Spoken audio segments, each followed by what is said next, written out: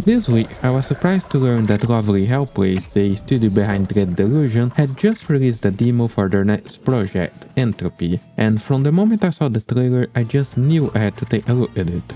Now, if I wanted to describe Entropy in a somewhat reductive way, I would just say it's Dread Delusion as a JRPG, but if you want a more accurate description, it's a retro-inspired, very dark and grungy turn-based RPG set in a dying world with some unique concepts and an intriguing combination of gameplay systems. It's still very much in development though, with an early access release scheduled for August 18th, so as you might expect, the demo suffers somewhat from a lack of polish. It's my hope that in making this video, I can help direct people their way since I truly believe Entropy has a lot of potential, but also bring attention to the issues I had while playing it, some of which seem to have been ignored by the initial wave of public feedback. As a small Unity project, the options menu does a decent job covering the basics and also offers a variety of retro shaders for us to customize exactly how grungy we want the game to look. There is one major omission though, camera control options. The camera in this game feels atrocious to use. The horizontal controls are inverted in the sense that moving your analog stick to the left causes the camera to pan to the right, and it's so slow. Seriously, moving the camera in this game is like trying to drive a forklift. This is one of those few times when I feel comfortable saying something is just objectively bad. The movement and camera controls are for almost every game the most important to get right, since players are always using them far more than any other game mechanic, and it's a shame that a demo with so much potential struggles right out of the gate with such a basic aspect of gameplay. Adding a toggle for inverted camera controls and a speed slider would do wonders to improve the overall user experience. Also, if you use an ultrawide monitor like me, the first time you run Entropy, it will look broken as hell. The interface ends up stretched beyond the screen, making the game essentially unplayable. The only way to fix the interface is by setting the game to a 16:9 resolution, at which point you're stuck with the black bars. Which is a disappointment since Dread Delusion works perfectly on ultrawide resolutions. With that said, if you can stomach the camera for an hour or two, you'll find there's plenty to enjoy in Entropy, at least if you're in the market for weird, twisted worlds that just ooze corruption, despair and mystery, and I know I am. The game starts with a small theatrical play about an ancient king, except all three actors drink themselves stupid the night before and are in no state to go around reciting their lines. This is your character creation screen. At first glance, it might seem like you're just selecting your gender, male, female or neither, but their character descriptions hint at deeper meanings. The man seems a bit milquetoast to be honest, but the woman has some clearly inhuman traces that mark her as possessing the genetic traits of Lady Tragus, whatever that may be, and the A-man, well, is an A-man. Each character starts with a different set of stats, as a little nod to old school RPGs where your character's gender and race actually matter beyond aesthetic choices, a design philosophy that I always liked but unfortunately modern RPGs have been moving away from for some time. Just from reading these brief character descriptions, I would already see a lot of potential in this game world, and I hope your character selection influences some aspects of the story in the future. After choosing a character, you use the dialogue choices during the play to further refine their starting abilities and equipment. Then, what a surprise! The show is interrupted by a demon invasion. Also, as an observation, the guard who shows up to report the incident doesn't know who's attacking, but they're like literally there. I'm not complaining, I just find it funny. Anyway, the demons kill everyone, but a mysterious ethereal entity revives you and you decide to return to your troops' hometown of Uvas. The demo covers the initial leg of that journey and presents us with a bunch of little details that show just how much care the developers put into world building, starting with the compass. All compasses point to the mythical city of Tourmaline, so instead of north and south, you have storm wards and void wards.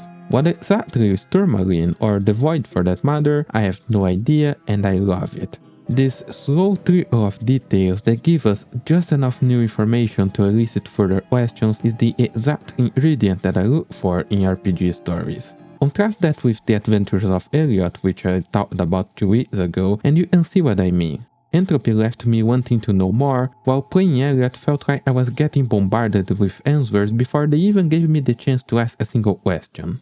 And that's without even getting on the topic of soul gardeners. In the world of Entropy, they are spirits who build and maintain their own brand of afterlife, welcoming the souls of the dead into their gardens and helping them pass on to the other world. The idea being that each soul gardener has their own preferences and style. Some build a reputation for maintaining lovely, beautiful gardens where souls are well taken care of, while others enjoy inflicting eternal pain and suffering.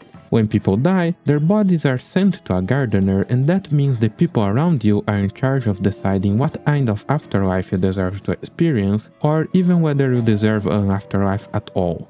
But in this decaying world, it seems all good gardeners have either disappeared or gone mad, and you get to interact with one of them in the demo. I won't spoil any further, but I really like that scene.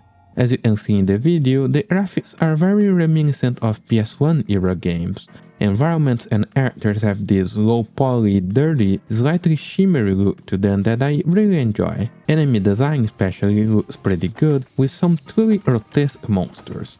Of course, beauty is in the eye of the beholder and all that, so I just wanna mention Entropy also features text-based sections in the style of some modern CRPGs like Pillars of Eternity and Road Trader, and I really liked the 2D illustrations that accompany them. My only disappointment is with the audio design. The sound effects in general don't sound very impactful. There's no clang of steel on steel when you hit an armored enemy or grunts of exertion and pain, and what few effects the game has sound too soft and are easily overpowered by the music. While we're at it, the music sounds good, but I feel like most loops are too short, causing them to repeat often. The battle mechanics are a major highlight of this game for me. They use a delay system that reminds me of the Trail series, but feature a much more brutal style of combat that is more similar to the original Fallout. You can choose to target specific parts of your enemies for different effects. Dismemberment is a major component of this game's combat, and I've had a lot of fun cutting off my opponent's arms to prevent them from attacking me. The magic system also has its own twist. There's no MP, but failing to cast a spell unharm the user, increasing the stakes of each spell cast, especially as the battles drag on and they inch ever closer to death. Which reminds me, every time anyone other than the player falls in combat, they will either receive an injury like losing a limb or just die. Injuries can be treated by a doctor, but there are no resurrections, no saves coming either, as you only have a single save slot and the game autosaves constantly, kinda like how Dark Souls does it. To replenish your party, you can hire randomly generated mercenaries or find named NPCs while exploring. You're limited to 6 active party members, but you can build up a massive reserve of units you can swap into your party while in the overworld or at designated spots within dungeons. Having a big mercenary company has a significant drawback though, in the sense that you are required to share the money you earn from each battle with your fellow warriors, so you end up with a smaller piece of the pie for every extra bodyguard you hire. And of course, managing the equipment of a larger party is more annoying and time-consuming than a smaller one. Thankfully, the equipment system is rather simple, only 5 or 6 items lost per character, and at least in the demo, there didn't seem to be a massive selection of items to choose from. There's no convenient way of comparing item stats though, which does make the whole process a lot more of a chore than it would be. Personally, I really liked that combination of mechanics, even the somewhat limited equipment pool, and I can confidently say that I would be tempted to play Entropy for the combat mechanics alone. I do worry that the replaceable by design nature of the companions means they are not going to have any interesting stories to tell or roles to play in the story, but party permadeath in RPGs is such a rare occurrence, I find myself attracted to it anyway. My only observation regarding the combat UI is that I think enemy names should be more specific. For example, in this battle where my party was fighting 3 brigands, they were all using different equipment but had the same generic brigand name, so the turn order UI becomes essentially useless as I have no way of knowing who's who. Also, as much as I enjoy the graphical style, it's sometimes hard to make out what kind of equipment my enemies are wearing, and a better enemy naming scheme would go a long way towards helping deal with that too. But let's be honest, most of the issues I had are relatively minor and not really a deal breaker even if they survive all throughout development, at least for me. When your demo shows me such a dark atmosphere, grotesque enemy design, interesting world and brutal combat mechanics, you can be sure I'll be interested in seeing more of your game in the future. But please, just let me customize the camera. Anyway, that's enough from me for now. This was a video about the demo for Entropy, under development by Lovely Hellplace, available for free on Steam if you wish to check it out. If you've made it this far, I thank you for watching, hope you enjoyed the video, and of course, appreciate any feedback you may have. Bye bye!